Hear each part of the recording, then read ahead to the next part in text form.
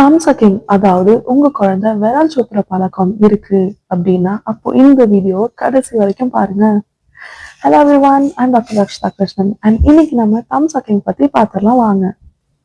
பேபிஸ்ல ரொம்ப காமனான ஒரு ஹேபிட்னா அது தம் சக்கிங் அண்ட் அது என்டையர் ஃபிங்கரா இருக்கலாம், இல்லைன்னா டிஜிட்ஸா கூட இருக்கலாம்.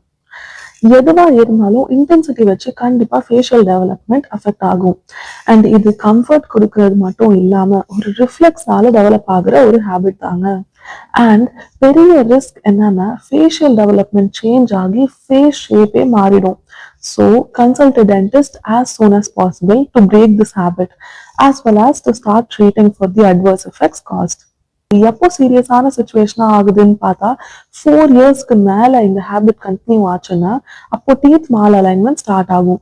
அது மட்டும் இல்லாம டீத்துக்கு நடுவுல கேப்ஸ் கிரியேட் ஆகும், ஓப்பன் பைட் உருவாகும். இதனால மவுத் ப்ரீத்திங் ஹேபிட் கிட்ஸ்ல பண்ண ஸ்டார்ட் பண்ணுவாங்க. சரி, இப்போ இதை எப்படி ப்ரிவென்ட் பண்ணலாம்னு பார்ப்போமா? அவங்கள திட்டாம பொறுமையா பாசிட்டிவா சொல்லி அவங்க தம்ஸ் அப் பண்ணாத டைம்ல என்கரேஜ் பண்ணணும்.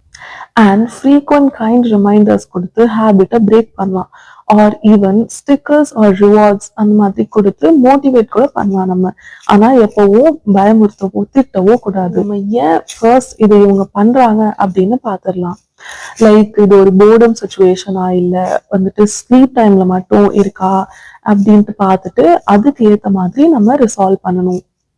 சரி, இப்போ என் கிட்டும் இப்படி பண்றாங்க, இதுக்கு என்னங்க பண்ணலாம் அப்படிங்கிற மாதிரி நம்ம பார்த்தோம்னா பாசிஃபையர்ஸ் மாதிரியான ஆல்டர்னேட்டிவ்ஸ் கொடுத்து ரீப்ளேஸ் பண்ணிடலாம். ஆர் நம்ம தங் கார்ட்ஸ் அப்படின்ட்டு ஃபிட் பண்ணினோம்னா அப்ப அவங்களுக்கு டிஜிட் சக்கிங் அப்போ டிஸ்கம்ஃபர்ட் ஆகி லெஸ் சாட்டிஸ்ஃபைங்கா இருக்கும். இது கிட்ஸ்ட ஒரு ஹேபிட் பிரேக் பண்றது டைம் கன்சியூமிங்கான ஒரு விஷயம். ஸோ காம் அண்ட் கன்சிஸ்டண்டா இருங்க. Keep watching Pearl Code for more smart and quick dental tips. Bye bye.